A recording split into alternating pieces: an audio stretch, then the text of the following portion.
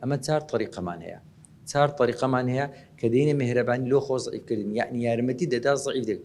هەر یەکەشیان سوودی هەیە، زەرەری هەیە، هەر یەکەشیان هیچ شتێک نییە هیچ زەرەری نەبی، نییە شتی ئەو هەلە، هیچ شتێکیش نییە هەمووی زیان بیتن. ئەوانە طریقەنە، اختیارەکە دەدرێتە خۆت. ئەمە دەرێن سێ طریقە یەکەمان باس کرد. ئەگەر لە سێ طریقە یەکەم نەجاحەتت دەهینە ئەو زدی یەکنەما لەکنەمە ئەمە چار طریقەمان هەیە.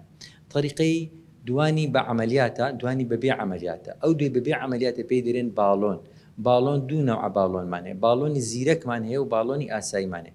باڵۆنی زیرەک لە بۆ مودەی 3 مانگان یارمەتی دەدا زەعیف ببیەوە. لۆ مودەی 3 مانگی یارمەتی دەدا زەعیف. کەس بە باڵۆنی زەعیف نابیتەوە، عالم بە نەخواردنی زەعیف دەبیتەوە.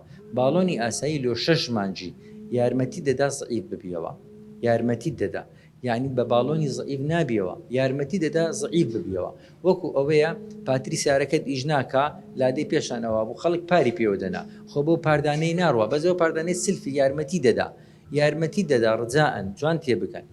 و ئەمن کە گوتیتم نە عملیاتەکانی پێشتر نە باڵۆنەکان ئەمە پارەم وەرنەگرتێ لۆ خۆم، لۆ مار و منداری خۆم بی بە مۆمارێکە برێمەوە ئیشم کردە.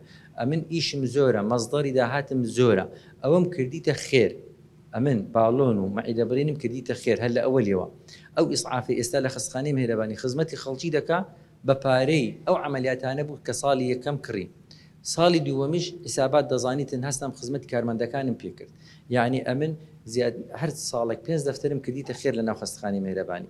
ئەلۆ پارانێک کە بەدەستم دەهینە کە حەقی خۆم بۆکو دکتۆر لێر وەرم دەگرت، لەکن محاسبی کۆم دەکردەوە. ساڵی یەکەم ئیسعافەکەم پێکڕی و هەندێکیشم خستە ناو پشتی خێری. ساڵی دووەمیش خزمەتی کارمەندەکانم پێکرد، چونکە ئەمن مهرەبانم لەگەر نەخۆشی مهرەبانترم لەگەر کارمەند و دکتۆرەکانی خۆمە. میهرەبانی دڵسۆزی و لێزانی.